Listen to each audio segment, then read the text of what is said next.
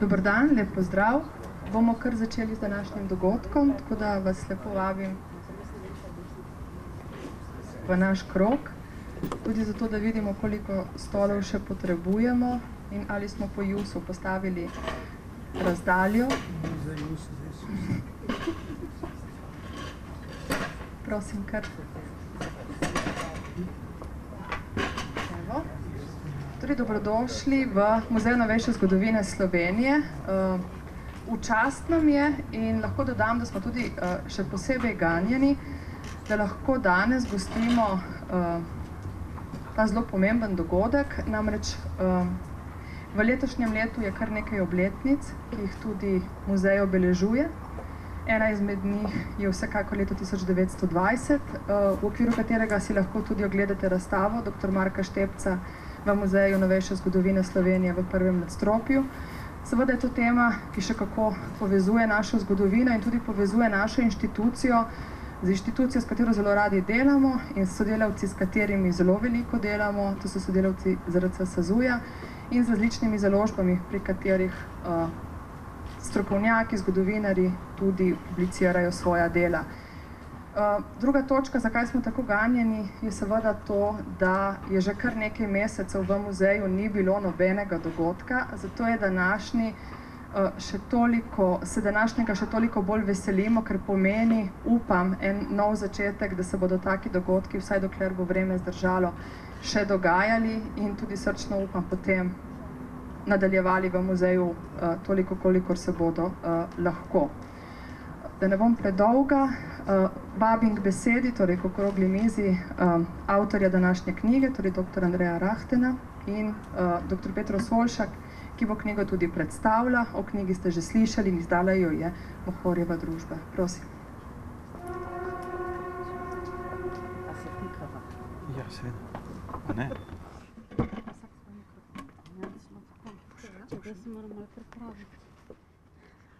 Lepo pozdravljeni. Andrej pravi, da nimamo ne protokola, kar je sicer čudno. Da smo prepuščeni, kako bi rekla, lastnemu navdihu. Tako da se za moj navdih že vnaprej iskreno opravičujem. Najprej seveda moja naloga ta, da se zahvalim direktorici Muzeja za novejšo zgodovino, ki je, kot ste lahko sklepali že iz njenega nagovora, ne samo naša strokovna prijateljica, je tudi naša draga prijateljica, torej dr. Kaj Širok, ki nas danes tukaj gosti. Muzej lahko mirno imenujemo prijatelj, tudi naš prijatelj, kajti iz njegove res bogate fototeke zgodovinarji in zgodovinarke za svoja dela brezplačno pridobimo fotografije, slike, z njimi opremimo, ne bom rekla samo tako za ilustracijo, ampak dejansko vsebini dodamo še nekaj zraven. In seveda je to najmanj, ne, Andrej, kar lahko naredimo, da se tako direktorici kot tej ustanovi zahvalimo.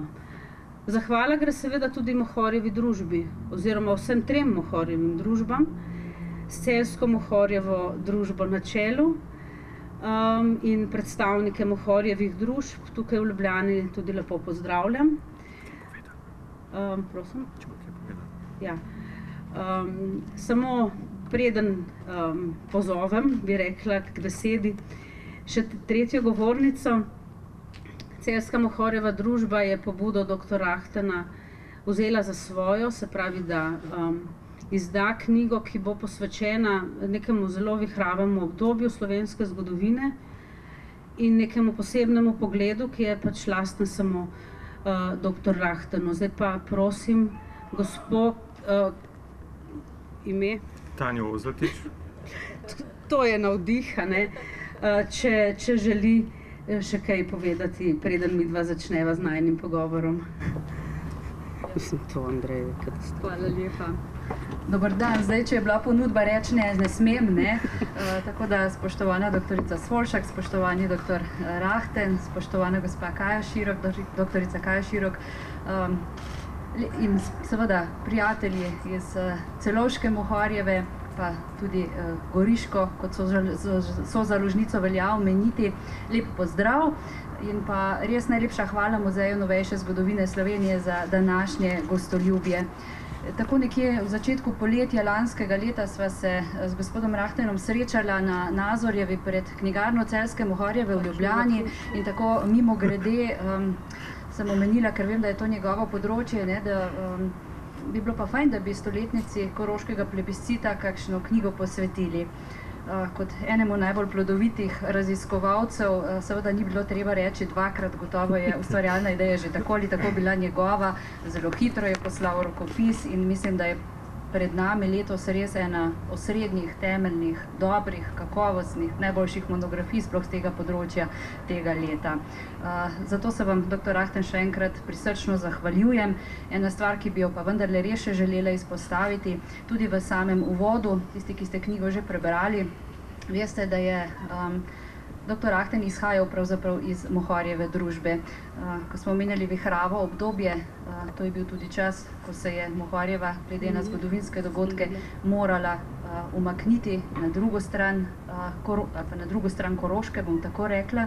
In prav ta dogodek, iz katerega so zrasle kasneje torej Celovška, Celjska in Goriška Mohorjeva, je na nek način simbolizira vso to dogajanje prav s tem, da smo letos spet stopile vse tri skupaj, čeprav delujemo kot samostojne organizacije v sozaložništvu te knjige, tako da tudi za to pobudo in priložnost lepa hvala. Vsem pa želim prijeten dan. Najlepša hvala. Predstavitvi knjige bomo najprej, pred predstavitvijo knjige bom samo nekaj misli o avtorju povedala. Vem, da avtorja tukaj vsi zelo dobro ali pa razmeroma dobro poznamo. Dr. Andrej Rahten, bi rekla, deluje zelo aktivno na dveh ustanovah, v Zgodovinskem inštitutu Milka Kosa ZRC SAZU in na Univerzi v Mariboru. Seveda je dejaven še na kakšnem drugem področju, ampak omejimo se na to, ker je že tega dovolj. Bil je, kot vemo, visok državni uradnik in nekdani, ne vem, če se to sme reči, diplomat, veleposlanik Republike Slovenije na Dunaju. Zato nas tema, pravzaprav, ki jo v svoji knjigi obdeluje, ne preseneča. To, kar nas morda preseneča, pa je, da vsa znanja in orodja z vseh področjih svojega delovanja zelo premišljeno in zelo spretno souporablja v svojih raziskavah in potem v svojih monografijah. Andrej Rahten je zagotovo eden, tako kot smo že slišali, najbolj plodovitih slovenskih zgodovinarjev, vključno z zgodovinarkami. Dve knjigi na leto sta nekakšno povprečje. Ena zagotovo avtorska, vsaj ena še izide pod njegovim ostrim uredniškim očesom, vedno z izjemnimi študijami, ki tem knjigam seveda da tisto, kot temu rečemo v zadnjem času, dodano vrednost. V zadnjih letih so izhodišča njegovih del, vsaj na videz, obletnice, začenši recimo z balkanskimi vojnami. Pa vendar so tukaj ne gre za knjige, ki bi na nek način bile napisane v neki pričakovani, jubilarni ali pa negerični maniri. Gre za res poglobljene študije, ki jih utemeljuje na bogatem naboru arhivskega gradiva, ki ga vedno znova obdeluje, in na res impresivnem naboru literature, s katero si pomaga. Rdeča nit, kot vsi vemo, njegovega dela je diplomatska zgodovina in pa, rečemo tako, suhoparno biografika. Predvsem gre za to, da skozi dejavnost in vlogo posameznih osebnosti v določenem obdobju to obdobje prikaže iz različnih zornih kotov. Predstavitev je zamišljena v obliki pogovora. Nekako sva se dogovorila, da se tikava, čeprav seveda tako knjiga kot avtor sam zaslužita vi z veliko začetnico, ampak mislim, da bi se jaz na tej poti tolikrat zmotila, da bi bilo to že kar nerodno. Kot rečeno, potekalo bo v obliki pogovora. Na koncu tega pogovora bo morda avtor imel občutek, da je bil na izpitu, smo vendarle v izpitnem obdobju in nenazadnje naj tudi gospod profesor občuti, kako je biti na drugi strani. Tako da, dober dan, Andrej. Lep pozdrav. Jaz moram reči, da me je s povabilom na današnjo predstavitev Andrej spravil veliko zadrego. Knjiga je zajetna, časa bolj malo. Tako da sem se pač osredila z vprašanji na tiste stvari, ki so pač mene malo bolj zanimale. In začela bom mogoče nekoliko provokativno, ne bom rekla, ni nesramno. V uvodu namreč pišeš, da je na temo, ki jo zajemaš, predvsem na tematiko koroškega plebiscita, manj je v naši zavesti problematika meje na Štajerskem, razen seveda generala Maistra, da so bile na to temo opravljene številne študije in zato tako pri nas kot v Avstriji, pa me zato zanima, zakaj še ena? Hvala lepa, Petra, hvala Kaja za gostiteljstvo danes, spoštovani državni sekretar, spoštovani veleposlaniki, kolegice in kolegi, res sem vesel, da smo se danes tukaj zbrali kljub, bi rekel, tej COVID situaciji, ki nas je nekako prisilila, da včasih tudi malce več improviziramo. Vsaj to za mene velja, ker nisem navajen improvizirati. Večina tukaj, ki me pozna, ve, da se vedno držim protokola. Tako da sem pa pravzaprav prijetno, bi rekel, presenečen, da smo se zbrali tako v velikem številu.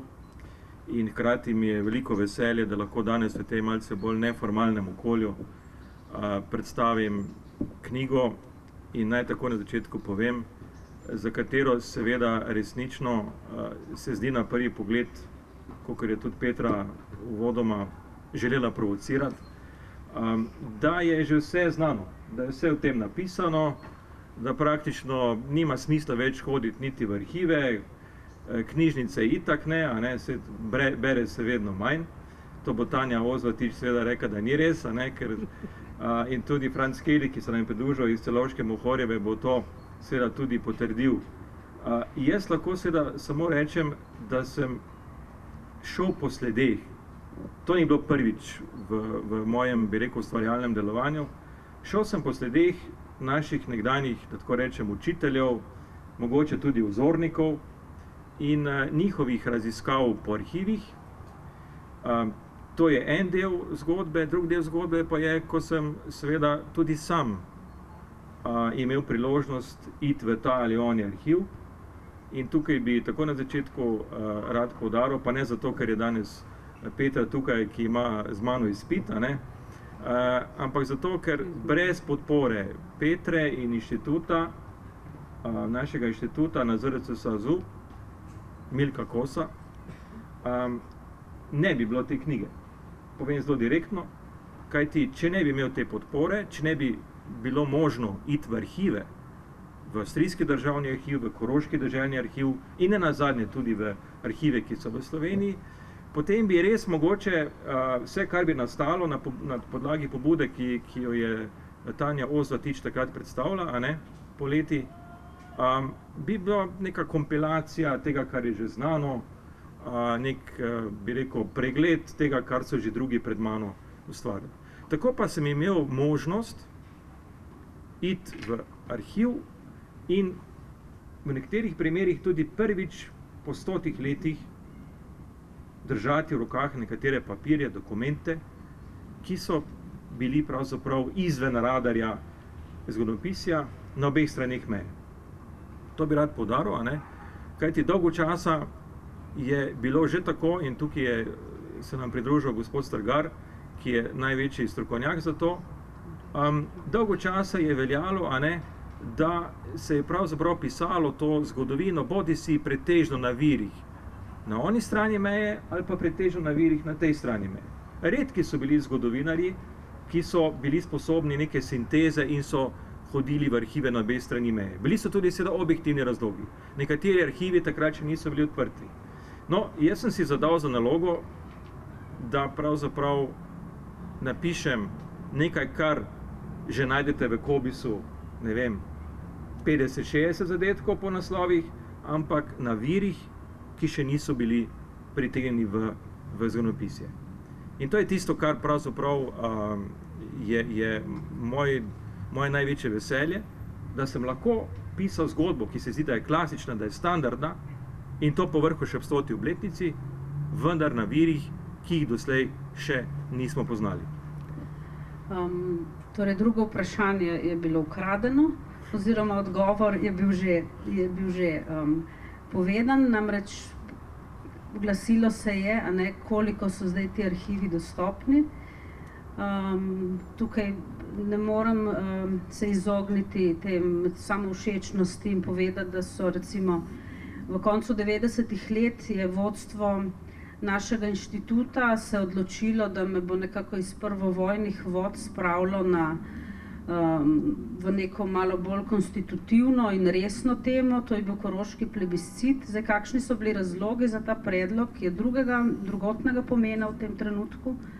Dejstvo je bilo, da takrat v arhiv, ki mi je bil predlagan kot delovno območje, se pravi Koroški deželni arhiv, tam gradiva še ne bi mogla pogledati. Tako da sklepam, da zdaj so se vendarle po 100 ali nekaj manj letih vrata odprla.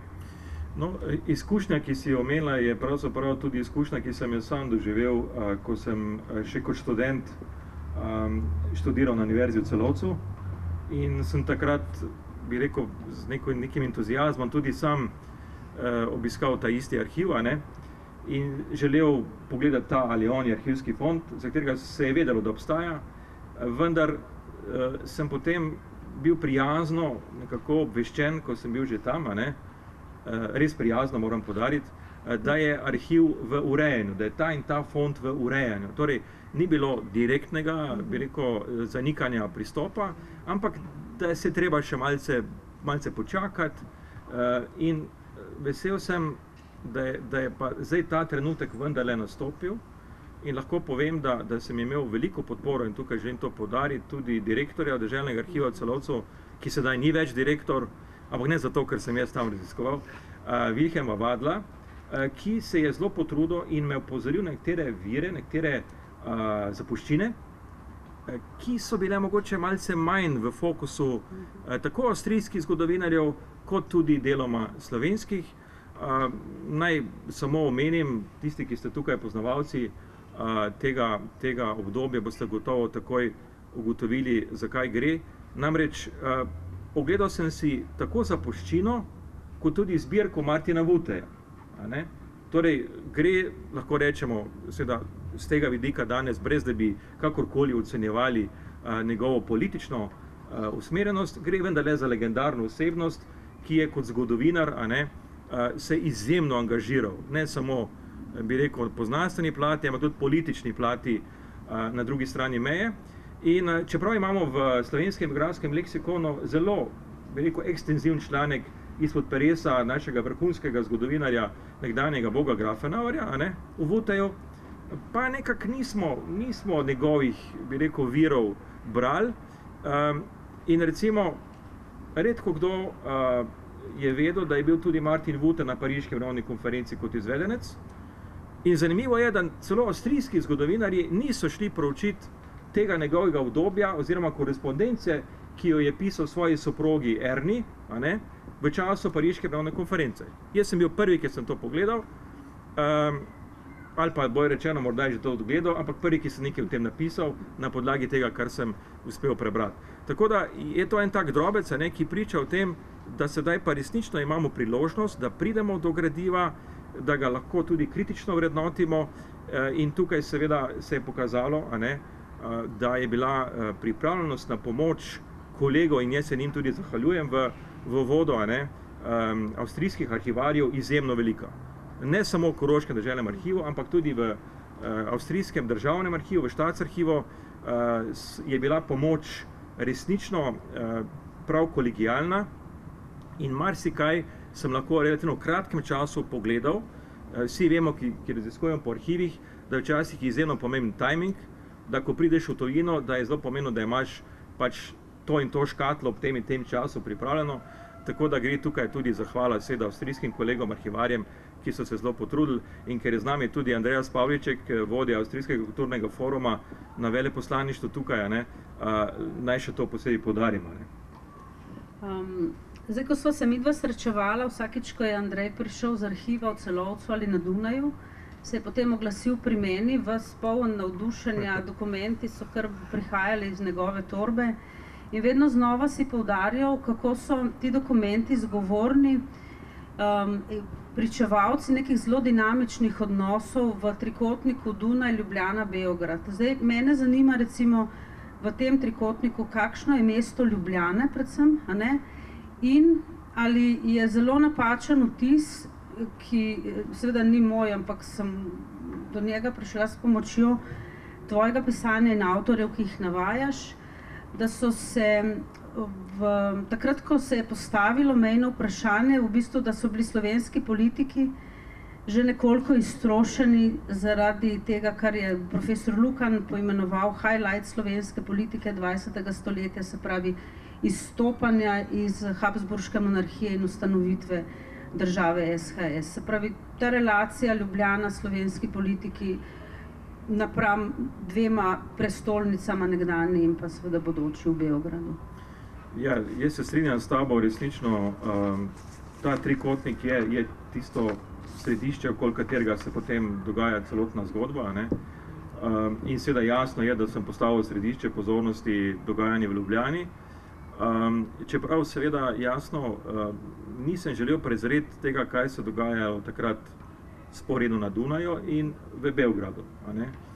Vedno je bil ta bilateralna relacija Avstrijci, Slovenci v središču in nekako sem poskušal po teh, bi rekel, prestolnicah dojeti utrip te diplomacije takrat. Podarjen diplomacije, ker sem pač pregledal diplomatske dokumente in jasno je, da seveda tisto, kar pišejo diplomati, torej bodi si iz avstrijskega predstavništva v Ljubljani ali iz jugoslovanskega predstavništva na Dunaju ali, če hočete, avstrijskega predstavništva v Beogradu, potem, ko se Avstrijci vrnejo ponovno v Beograd, vse to ti da neko res celovito sliko takratnih dogajanj. In seveda, vtis je tukaj točno tako, kot se ga omenila. Torej, slovenska politika je vložila ogromno energije v ta izstop. Torej, Anton Korošec, tukaj kot izjemno karizmatična osebnost, ki drži vse niti slovenske politike v svojih rokah, izpelje ta exit iz Avstrije, vendar to je bil pravzaprav lažji del naloge, kakor se izkaže. Veliko težji del naloge je bil sedaj ubraniti te, bi rekel, slovenske narodne meje, vis-a-vis številnih, bi rekel, sedaj novih faktorjev, ki se pojavljajo. To, kar mene zanima v knjigi, je ta konfrontacija, ne bom rekel samo konfrontacija, zato sem najšel uporabil izraz razhajanja med avstrijsko in slovensko stranjo, kjer se vidi dvoje. Prvič, da seveda Slovenci, ki so pod neko jugoslovansko zastavo, vendarle imajo neko svojo iniciativo, imajo neko svojo pobudo, imajo neko svojo ambicijo, da vsaj v teh začetnih mesecih po prevratu delujejo vis-a-vis Dunaja relativno samostojno. In tudi v Beogradu jim to v začetku dovolijo, prav uporabljam ta izraz, ker se že pojavlja tudi že zelo kmalu razne kritike, češ Slovenci imajo preveč iniciative, ampak zdaj nimamo časa se ukvarjati z njimi, ker moramo konsolidirati celotno jugoslovansko državo, pravijo srbski politiki takrat. In v tem mestnem času se seveda ta slovenska politika konfrontira z avstrijsko, pri čemer seveda tu več ne gre za nekdanjo skupno cesarsko oblast, ampak gre seveda sedaj za novo avstrijsko mlado republiko z novo politično elito, to velja tudi za diplomacijo, če je bila pred Prvo svetovno vojno avstrijska diplomacija tako rekoč, ko gre za veleposlaniška mesta, z eno samo izjemo, Konstantina Dumbe, celoti v rokah visokih aristokratov, in tu bo kolega Pavliček potrdil, je seveda po prevratu prišel na plano ta drugi ešalon nekdanjih pravzaprav večinoma konzulov, ki pa so bili prav tako spretni diplomacije, morda še bolj od svojih aristokratskih predhodnikov, in tu se vidi ta, neizkušenost slovenske mlade države, lahko rečemo države, SHS najprej in potem tudi znotraj kraljevine SHS, kjer se Slovenci z redkimi izjemami, kot je bil Ivan Švegl, naš blejski rojak, ki je imel že neko impresivno konzularno kariero v Avstro-Ogrski monarhiji, ampak vsi ostali nekako se na novo učijo te, diplomacije. In seveda na drugi strani imate Avstrijce, ki res da z neko drugo ekipo, ampak z eno tradicijo, z enimi izkušnjami, ne nazadnje tudi z mednarodnimi simpatijami, ki se kmalu ponovno zbudijo, čeprav je Avstrija na napačni strani, vsaj formalno, se zelo kmalu pokaže, da neka simpatija, ki nekako išče neko nostalgijo za nekdanjo Avstrijo, ki je bila vendarle v mednarodnem prostoru ugledna država, da se ponovno prebuja. In v ta prostor sedaj padejo slovenske narodne zahteve in tukaj seveda je prizadevanja slovenske politike treba realno ocenjevati tudi v tem okviru. Zdaj, ko sva že odprla vprašanje meja, vtis, študije, razprave, monografije, ki jih beremo, kažejo, da se je v bistvu tedanja slovenska politika, če imam narobe, me lahko tudi popraviš, nekako, če morda vendarle z cmokom v grlu, pa vendarle sprijaznila z londonskim memorandumom plus, recimo, se pravi, s prestavitvijo zahodne meje po teh določilih. Vsekakor pa severna in severovzhodna meja nista bili stvar neke mirne rešitve. Zdaj, če povzamem Frana Erjavca, ti si njegovo študijo pravzaprav obudu, bi lahko rekla v tej knjigi. Me zanima, v čem je, namreč on je ocenil, da bi bila borba za meje na Štajerskem lažja kot drugod na severu. In me zanima, kakšen je bil potem delež posameznih akterjev, tako na vojaškem kot na diplomatskem ali političnem polju. In pri tem bi še en tak medklic imela vmes, ko si me pripravljal na današnji pogovor, si omenil nek poseben položaj, ali ne bom rekla položaj, pravzaprav neko posebno situacijo v zvezi s Celjem, ki me je na nek način presenetila. Pa ne zato, in tega te ne sprašujem, zato, ker je tukaj celjska Mohorjeva družba in ker si ti izvorno iz Celja, ampak zato, ker se mi zdi v teh preigravanih, mejnih in razmišljenih o rešitvah to, kar je ena zanimiva epizoda. Ja, res je.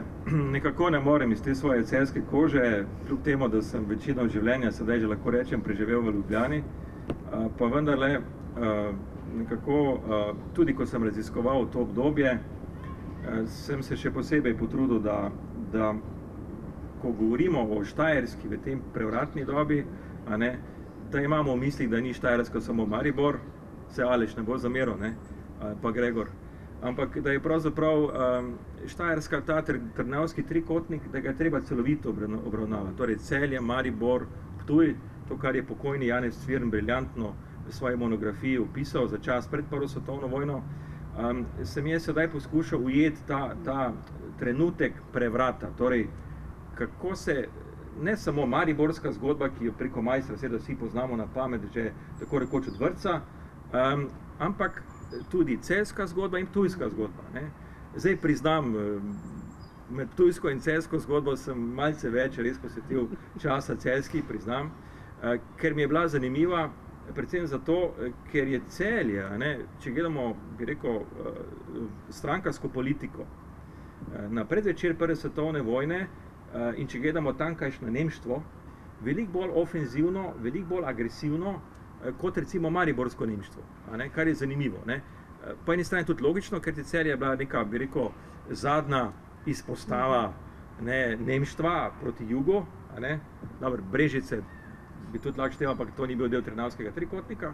In seveda ta, bi rekel, ta politika prevratna, a ne, je res zanimiva ravno v Celju, ne, kako se tukaj pravzaprav čez noč, a ne, za neko disciplinirano slovensko narodno politiko tudi nemštvo omakne. In kar je tudi zanimivo, tudi na Dunaju relativno hitro priznajo to novo stanje. A ne? In to pridemo do Erjavca, ki ga je Petra omenila. Res je, imamo eno fenomenalno študijo Frana Erjavca na temo Slovenci na Pariški konferenci, ki pa je desetletja sploh noben ni upošteval, ali pa samo sporadično, da ne govorim o tem, da v tujini sploh noben ne ve za tega Frana Erjavca. In on je zelo lepo napisal, ne? V tistih prevratnih dneh je bilo vse, kar je bilo južno od Celja, relativno sigurno. Ampak vse, kar je bilo severno od Celja, je bilo pa seveda bojno polje. Ne samo seveda z orožjem, kar se je tudi dogajalo, ampak seveda tudi z diplomacijo, na polju diplomacije. In tukaj je treba zelo jasno povedati, slovenska takratna politika ima res ogromno front. Petra je omenila londonski memorandum, kjer je seveda jasno, pač to imate italijansko velesilo, ki ima totalno podporo zaveznikov, ima nek sporazum, po katerem potem, bi rekel, brezobzirno zaseda kos za kosem nekdanje Vojvodine Krajinske, da ne govorim o Primorski, a ne? In seveda je tukaj bolj ali manj jasno, da tukaj slovenska politika kaj veliko ne more računati in da se more pripraviti na boj v Parizu. Na severnem sektorju je pa zadeva drugačna. Ne? Tukaj je pa nek občutek, da se da doseči tudi za neko politiko izrešenih dejstev več. In tu je primer Rudolf Meister, ki pač 1. novembra svojo drzno akcijo, tako rekoč preko noči obrne, bi rekel, strukturo mesta, na slovensko stran. Vendar je treba tudi jasno povedati, niso bili vsi majstri, še zdaleč ne, in vsekakor niso vsi bili zagovorniki te agresivne politike izvršenih dejstev. Pa ne iz nekih pacifističnih namenov, da ne bo pomote, ampak zato, ker enostavno so ocenjevali, da bo slovenska politika pod pokroviteljstvom srbske v okviru nove jugoslovanske državne tvorbe kot neka zavezniška zmagovalna tvorba uspela doseči tisto, kar si želi, potem za pogajalsko mizo. Seveda so razočaranja kmalu prišla, ker se to ni zgodilo, teh simpatij je bilo bore malo, morda pri francoski diplomaciji še največ, francoska diplomacija se zelo izkaže takrat, ampak drugače pa nekih simpatij do malega slovenskega naroda, ki je na stičišču različnih, bi rekel, kulturnih velesil, ni bilo v tistem času. In seveda naloga, odgovornost, ki so imeli takrat slovenski politiki, je bila, po mojem mnenju, nekaj neponovljivega in primerljivega morda, in to tudi piše na koncu, res samo z obdobjem potem v času osamosvajanja državnega, ko je resnično bilo treba tudi na mednarodnem polju angažirati vse sile in enostavno tisto, kar so morali takrat slovenski politiki na vseh teh frontah početi, da ne govorim o tem, da je bilo treba konsolidirati tudi notranje politično državo in da so že kmalu v Beogradu začeli ugotavljati, da mogoče pa slovenska avtonomija niti ni fajn ideja, je bila resnično ena zahtevna naloga, ki je morda marsikateri tudi demografsko močnejši narod ne bi mogel izpeljati bolje kot svojo Slovenci. V knjigi praviš, da so z Maestrom imeli Slovenci v pravem času na pravem mestu pravega človeka. Če beremo Janka Brejca, ne neposredno priznam, še vedno preko tvoje knjige, za drugi del severne meje, pravi on, tak človek ne bi zadostoval. Zdaj, mi zgodovinari špekulirati ne smemo, pa to vseeno vprašam, kaj meniš o tem stališču na vse zadnje. Ja, ker nismo v Mariboru, lahko Maestru povem še kaj več. Zdaj, Meister je seveda, treba ga, bi rekel, ocenjevati iz dveh plati. Eno je njegov mariborski angažma, v katerem, kot sem rekel, že od vrtca vemo praktično vse. Drugo je pa njegov kasnejši angažma. tukaj je manj znano dejstvo, da je pa seveda bil Maister potem angažiran tudi na koroški plebiscitni fronti, da je imel tam izjemno pomembno vlogo. Ne? Jaz si celo upam trditi, da poleg Janka Brejca je bil Maister tisti, ki je imel glavne niti slovenske politike takrat v rokah, v času pred plebiscitom. In tukaj, jaz seveda nisem edini, ki tako mislim, številni zgodovinski viri kažejo, da je pa morda Maistrova politika izvršenih dejstev in nekega malce bolj strogega pristopa bila na koroškem primeru napačna. In to niso samo, bi rekel, njegovi nasprotniki trdili, ampak tudi tisti, ki so bili pravzaprav privrženci Maistra, ki so v njega verjeli, so ugotavljali, da je mogoče ta njegov pristop, ki je bil relativno grob, vojaški, na takratno mentaliteto koroškega človeka vplival drugače, kot je bil seveda njegov izvorni namen. Tako da boste našli noter en kup citatov iz različnih virov, ki seveda zelo kritično opisujejo Maistrovo obdobje na Koroškem. In seveda gre v nekem smislu potem tudi za tragedijo, kajti nekako so Slovenci računali, da bodo igrali na isto preverjeno karto, kakor se je obrestovala v mariborskem primeru, tudi na Koroškem. Pokazalo se je, da seveda ta karta na Koroškem ni primerna, in da so tam eni drugi aduti, za katere se je pač pokazalo, da jih ima koroška vladna stran več, kot jih je imela slovenska. V tvoji knjigi imajo poglavja res zelo pomenljive naslove. Mene so posebno, bi rekla, prizadeli.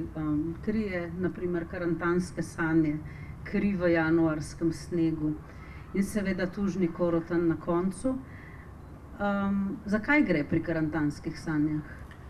Gre za, kaj naj rečem, eno zelo direktno oceno, ki presega, bi rekel, morda neko intimno razmišljanje vsakega Slovenca, ko razmišlja o Koroški, kjer se zelo, bi rekel, jasno soočim z dejstvom, da je slovenska politika v tisti prevratni dobi nastopila z enim programom izjemno radikalnih, maksimalističnih narodnostnih zahtev. Jaz ne ocenjujem zdaj to iz intimnega stališča, še enkrat poudarjam, ocenjujem iz objektivnega stališča. Kajti, na čem so bazirali ti maksimalistični slovenski poskusi, da izkoristijo prevrat za čim, bi rekel, boljšo politiko na Koroškem? Ja, na eni zmešnjavi kriterijev. Čeprav so formalno vsi prisegali na ameriškega predsednika Thomasa Woodrowa Wilsona in njegove načela, načelo samoodločbi,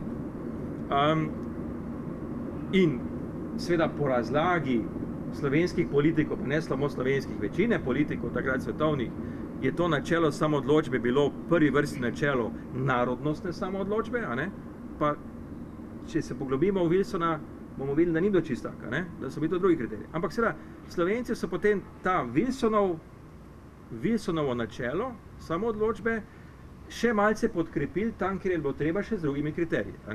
Recimo, na primeru Celovca in Beljaka se je pač uporabljal gospodarski kriterij, kjer vemo, da narodnosti ni prišel upoštev.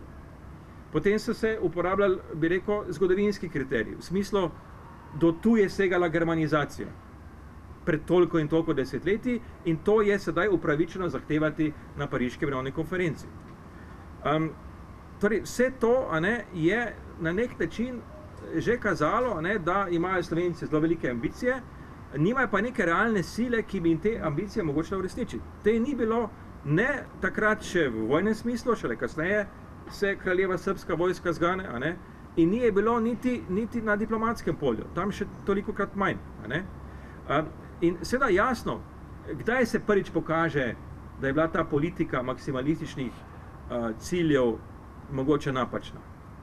Mogoče ne toliko pri tistih kompromisnih pogajanjih na Ljubljanski konferenci, ki opisujem v začetku decembra 1918, ko ponudi nemško nacionalna stran Doberlo-vas, Pliberg, železno kaplo, morda še Borovlje, in to slovenska stran zavrne, ampak se to potem pokaže, ko je sprejeta odločitev za plebiscit.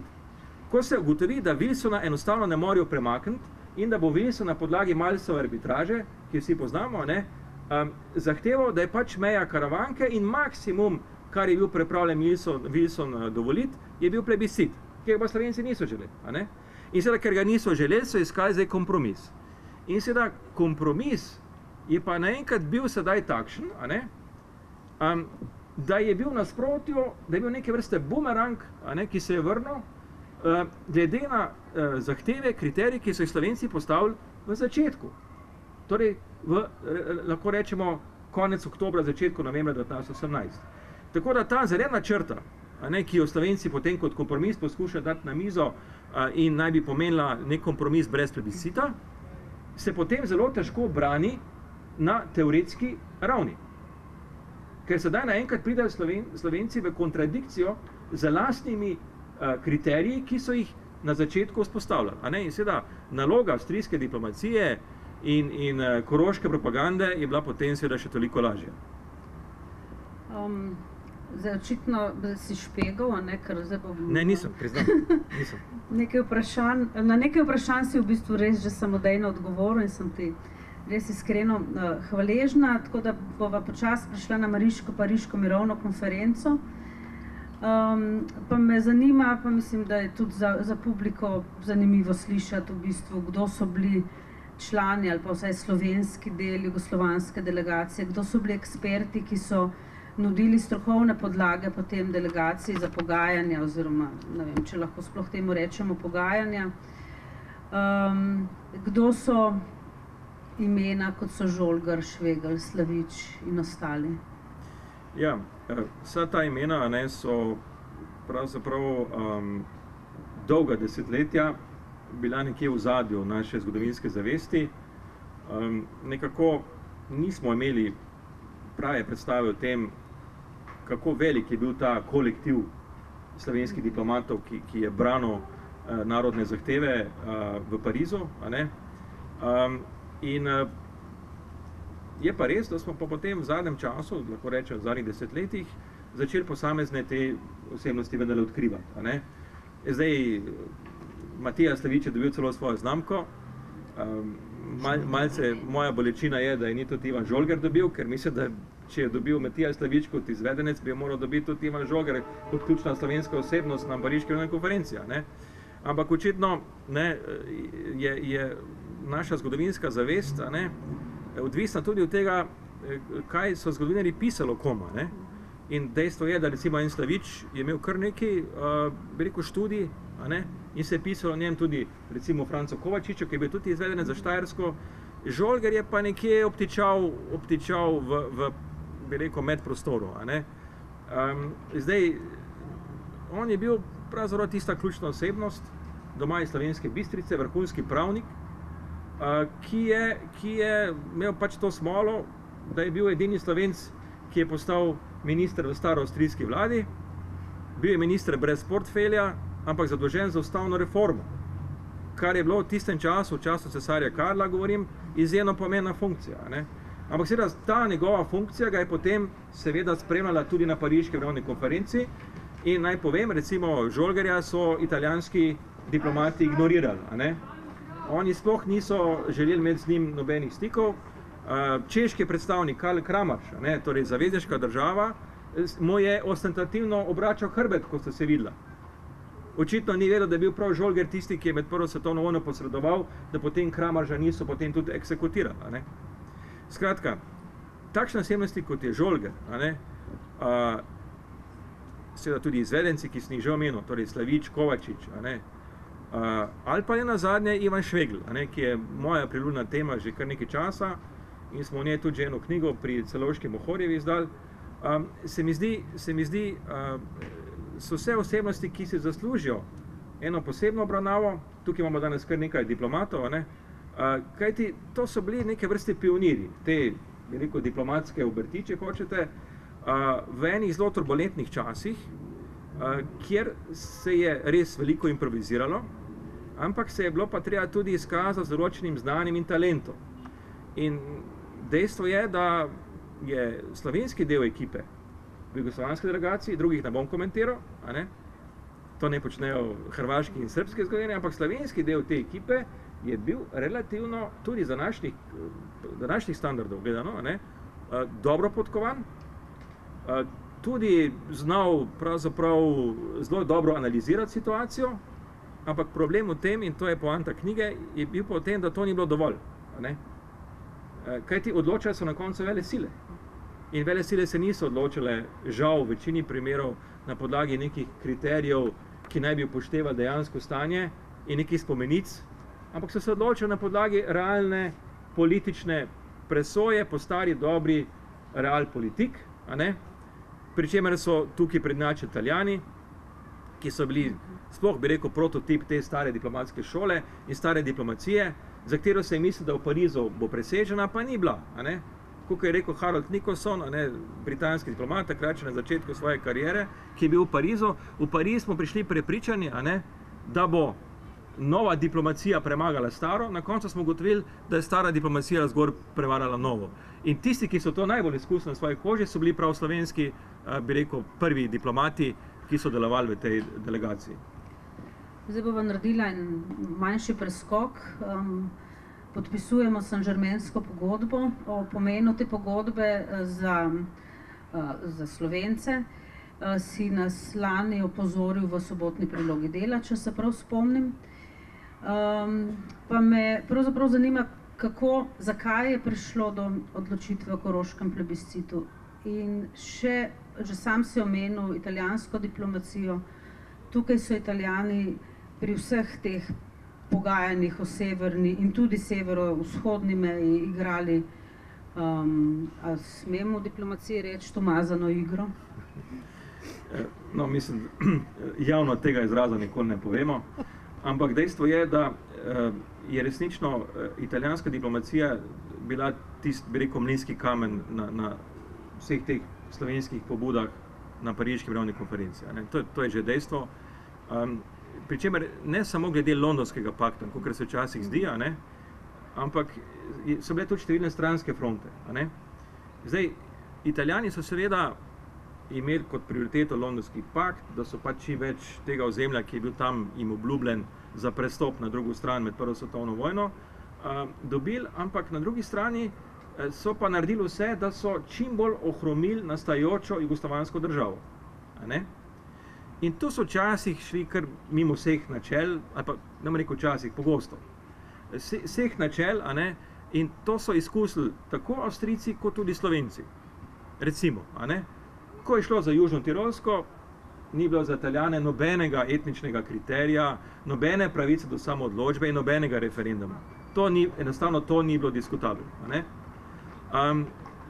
Ko je šlo pa recimo za razmejitev na Koroškem, Štajerskem, tudi v Prekmurju, so pa Italijani vedno zbrali tisto stran, ki je bila nasprotna jugoslovanski. Torej, v primeru Štajerske in Koroške so podpirali avstrijske ambicije in na primeru Prekmurja Madžarske. To je bila, bi rekel, formula relativno enostavna, čeprav so Italijani kot izjemni diplomati, to enostavno formulo potem znali preobleči v eno zelo subtilno diplomacijo, ki je potem, bi rekel, na raznih podrobnostih lovila, bi rekel, Slovence od jeseniškega trikotnika, pa vse do Prekmurja. Tako da je ta zgodba seveda vedno pod nekim odtisom italijanske diplomacije, tam navajeno pismo, kjer piše, mi smo res v težki poziciji, torej Slovenci v Parizu. Vedno imamo eno silo, ki polaga veto na vse, kar mi želimo, in to je Italija. Da ne govorimo pa še vseh ostalih, ki so tudi imeli svoje, bi rekel, zahteve, da ne govorimo neposredno o Avstrijci, ki so seveda morali počakati celo do maja, 1919, da so jih povabili milostno v Pariz, v Saint-Germain. In da ne govorimo seveda o nekaterih drugih faktorjih, ki so bili takrat na konferenci. Seveda zdaj plebiscit, ki je nekako v finalu te moje knjige, je pravzaprav skupek vseh teh faktorjev. Ironija zgodovine je, da Italijani pravzaprav sploh niso želeli imeti plebiscita za Koroško. To se večkrat pozablja. Vsi mislimo, da so Italijani bili tudi za plebiscit, pa da bi nagajali. Ne, oni so itak imeli glede tega svoje mnenje, oni bi kar ozemlje severno od Karavank v skladu za Malsovo arbitražo bi kar prisodili Avstrija. Ne? In da je mera še večja, bi tudi jeseniški trikotnik prisodili Avstriji, če bi šlo. Ne? Da se izogne temu, da bi šla pomembna železnica Beljak, Trst, ne? Da bi šla po jugoslovanski strani. Tako da je treba iz tega vidika to ocenjevati in seveda, ampak vse to mogoče bi se dal za pomočjo francoske diplomacije neutralizirati. Kajti Francozi, še zlasti André Tardieu, znameniti, bi rekel, diplomat in tudi šef teritorialne komisije za jugoslovanske in romunske zadeve, ne? On je bil izjemno simpatijami na strani Jugoslavije. To je treba jasno povedati, ampak kdo je potem odločil plebiscit? Ne Italijani, ne Francozi, še najmanj Angleži, ki jih to ni zanimalo, ampak kdo? Wilson. Niti ne rečem Američani, ker niso bili vsi Američani enotni, Uroš Lipovšček je v svoji knjigi to natančno opisal, ampak Wilson osebno je tisti, ki na koncu presodi plebiscit bo. Pa ne zato, da bi zdaj on iz nekih kalkulacij želel škodovati Jugoslaviji, on je nekako, se mi zdi, da je ta koroški primer bil neke vrste kompenzacija za to, kar je on naredil na Južnem Tirolskem, ko je praktično že marca pristal na italijansko zahtevo, da se Južno Tirolsko vzame Avstriji brez plebiscita, in zdaj je bilo treba verjetno tudi malo kompenzirati to, na drugem polju. In seveda Koroška je bila primerno polje, pa tudi to mogoče ne bi prišlo do tega, malo špekuliram, če ne bi bil tam en podpolkovnik Sherman Miles, ki je tam enkrat uletel kmalu po prevratu na ena pogajanja v Gradcu, kjer so bili, bi rekel, mlado pečeni, novo pečeni slovenski diplomati, seveda vsi bivši politiki, ki se seveda niso dobro znašli na teh graških pogajanjih. In seveda, mislim, da je izvorno izhodišče, da bomo rekel izvorni greh, da je prišlo do tega plebiscita, so ta graška pogajanja in ta, bi rekel, Malsova pobuda. Torej, moramo si predstavljati, to je konfliktno ozračje, na Koroškem so boji, na Štajerskem so boji, v Gradcu se sestaneta dve delegaciji, torej jugoslovanska in avstrijska in jugoslovanska, beri slovenska, in želijo pač preprečiti nadaljnjo prelivanje krvi. In tu zdaj uletita dva ameriška častnika, torej Sherman Miles in Leroy King, in pač poskušata nekako arbitrirati.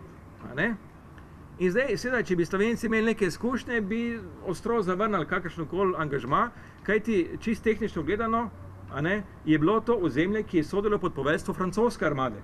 In Američani tam niso imeli nobenih ingerenc. Ampak lahko so pa hodili, jaz temu rečem turistična diplomacija, lahko so pa hodili in obiskovali razne prestolnice in tam dela razne analize.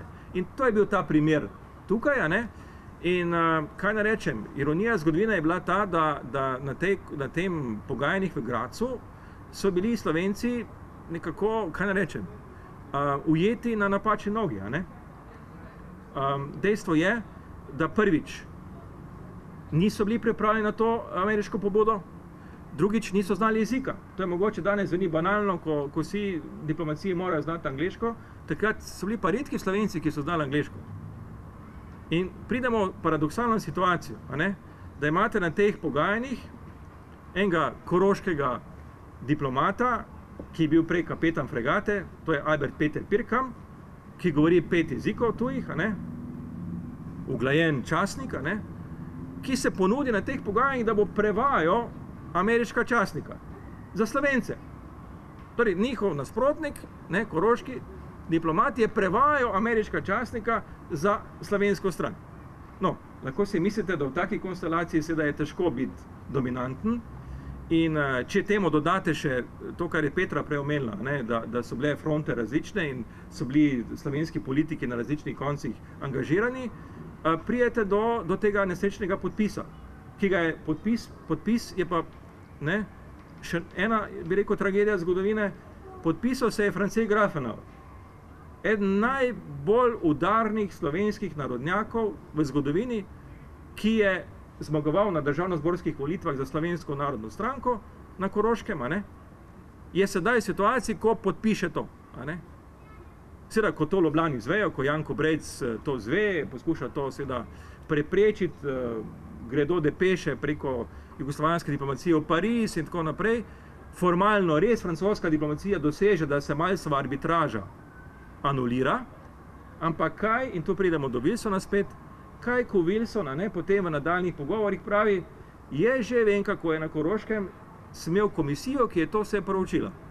In čeprav Milesovega mnenja formalno ni smelo biti, je bilo anulirano, ga je seveda Wilson poznal in ga tudi s pridom uporabljal. Tako da odločitev plebiscitov, o tem obstajajo številna pričevanja in dokumenti, je treba pripisati Wilsonu in nenazadnje,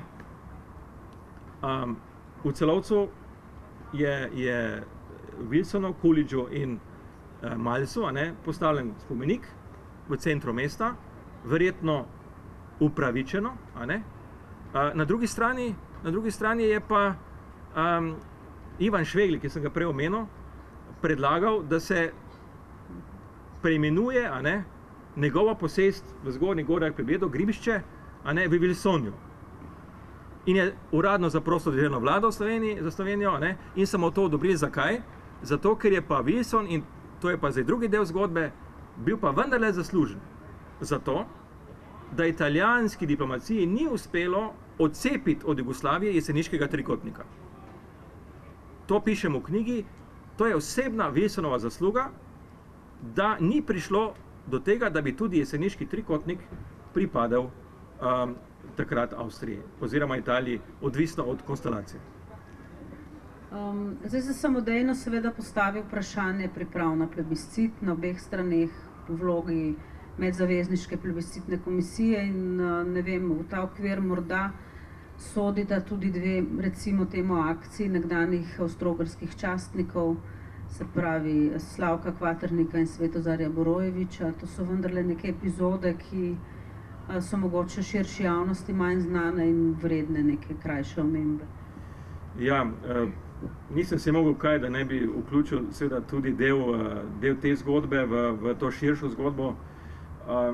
Ko sem gledal arhivski fond v Arhivu Republike Slovenije, ki je nekdanji arhivski fond Inštituta za narodnostna vprašanja in ga gospod Strgar zelo dobro pozna, sem notri naletel na nekaj zanimivih dokumentov, v katerih je pisal že Dušan Nečak, in še številni za njim, med drugim tudi Petra, kjer je seveda izpostavljena vloga Borojevića v tem kontekstu.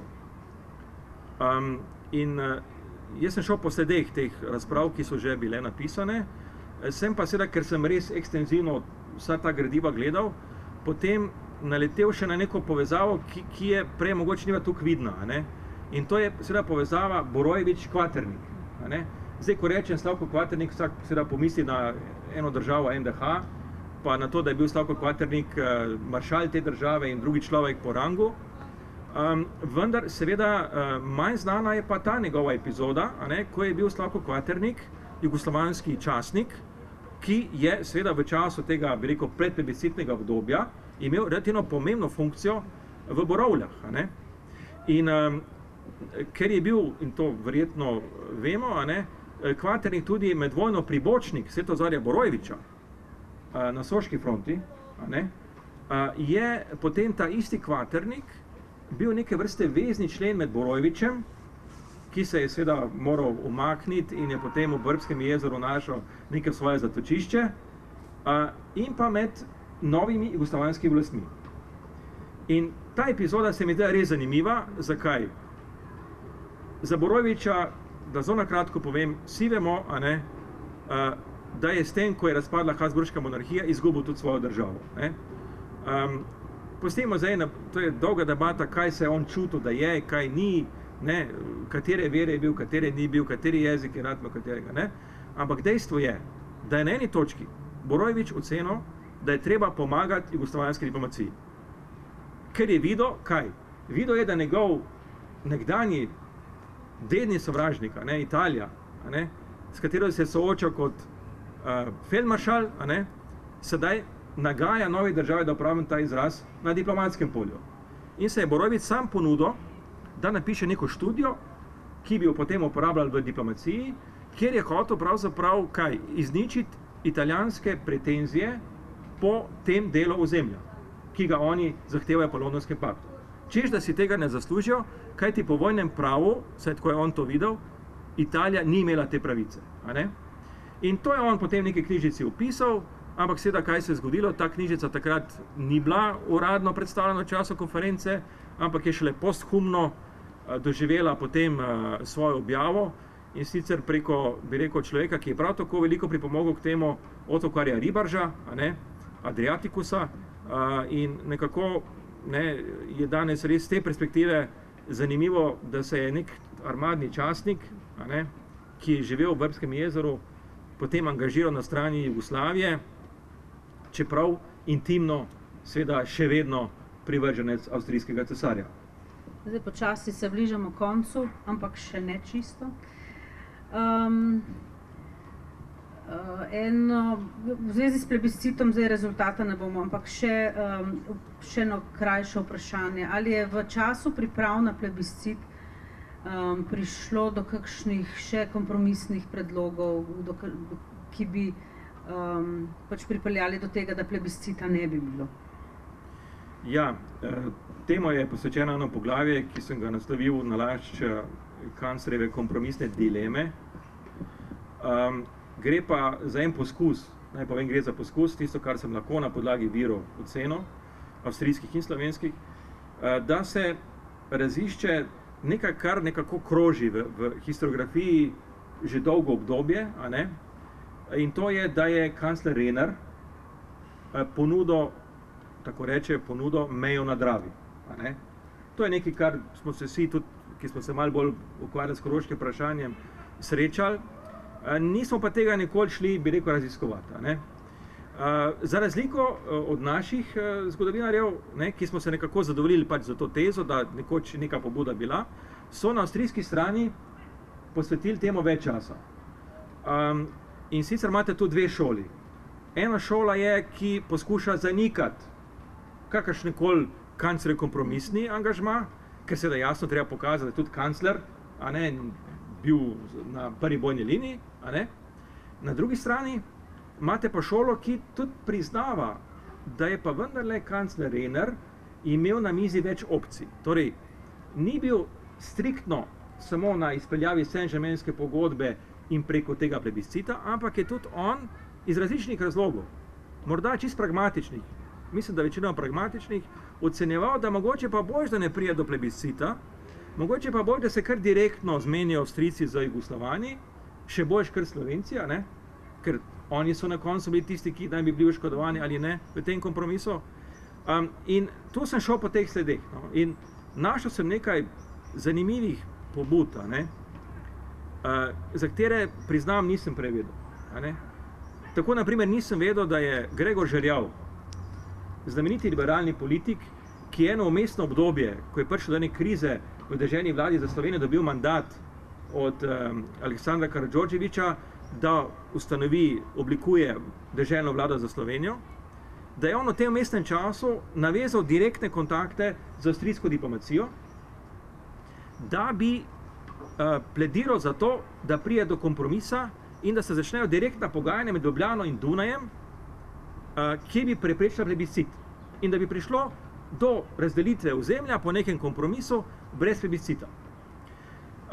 Tako da se zdi, da se je Renner nekako naslonil na to pobudo, ki je prišla iz slovenske strani.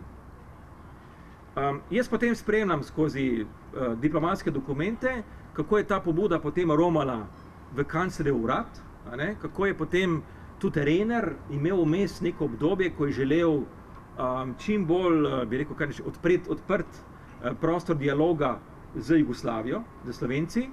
In našel sem tudi pobudo, po kateri je želel Renner obiskati Ljubljano.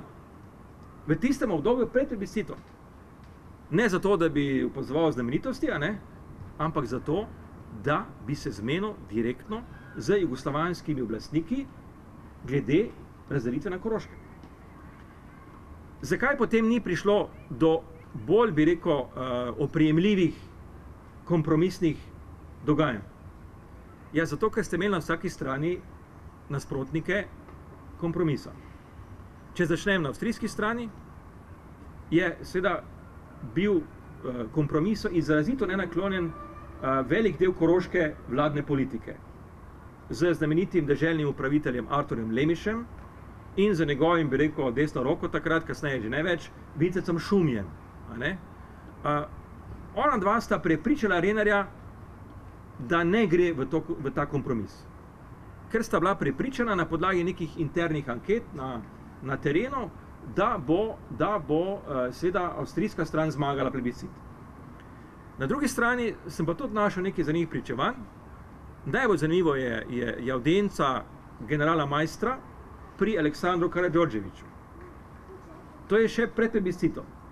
Ko Karađorđević vpraša Maistra, slišal sem za neko pobudo, Renarjevo pobudo, pravi celo, da je prišlo nekega kompromisa, da ne bi bilo plebiscita, zakaj se ne bi mi kar zmenili direktno z Avstrijci? Jaz zdaj malo karikiram, ne?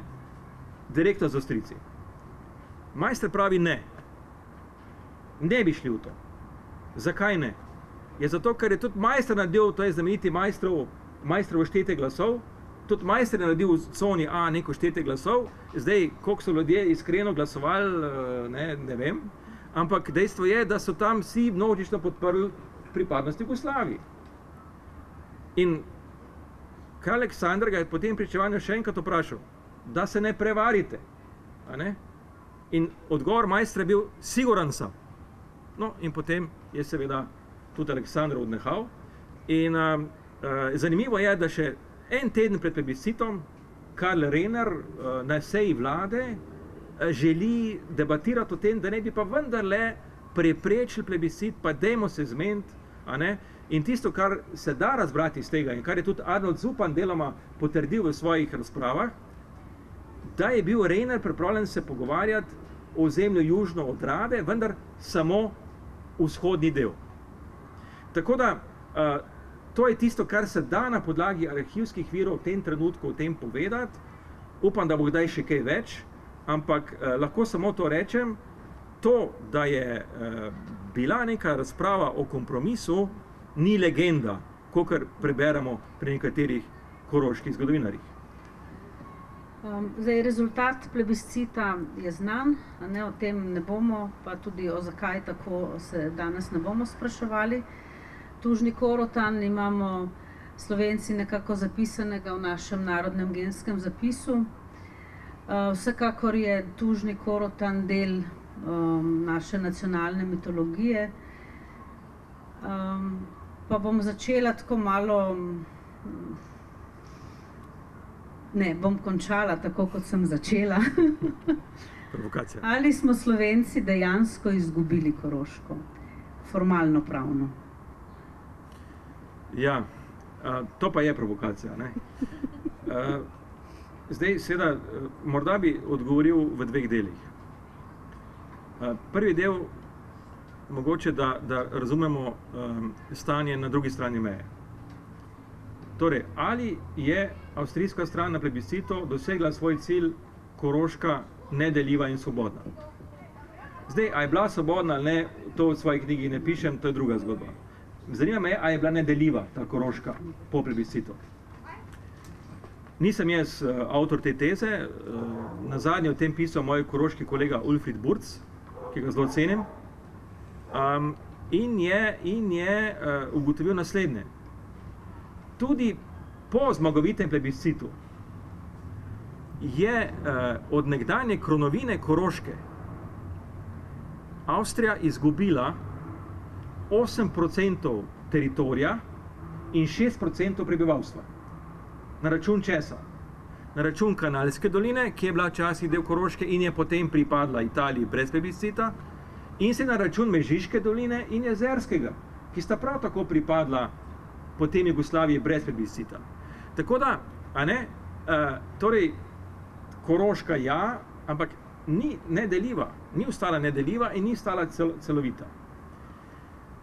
Zdaj, seveda, tisto, kar se včasih človek sprašuje, zdaj, eni pravijo, ja, saj itak je Koroška ostala v Avstriji.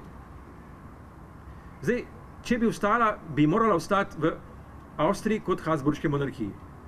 Za njo pa vemo, prvič, da ni obstajala več ker je razpadla, in drugič, je bila tam neka republikanska avstrijska oblast, ki je zanikala kakršnokoli kontinuiteto, državno kontinuiteto z Habsburško monarhijo. Šele Saint-Germainska pogodba je tista, ki vzpostavi Republiko Avstrijo, ampak sedaj kot novo državo. Zato, in kolega Pavliček bo potrdil, v Avstriji ne rečejo mirovna pogodba Saint-Germainska, ampak rečejo Staatsvertrag von Saint-Germain. Državna pogodba, kajti konstituira se takrat Avstrijska republika in seveda potem ne moramo reči, da je kdorkoli kaj izgubil, kajti država, ki bi to naj izgubila, Habsburška monarhija, ni več obstajala, je pa dejstvo, da je nova Avstrijska republika dobila koroški plebiscit in s tem to ozemlje. Najlepša hvala. Jaz sem seznam skoraj izčrpala, ampak mislim, da je čas, da besedo predamo še publiki. Res smo dolgi, ampak pri tako obsežni knjigi čas res hitro mine, no? Pa pri takem govorcu, kot je Andrej, tako da lepo vas prosim za kakšno vprašanje.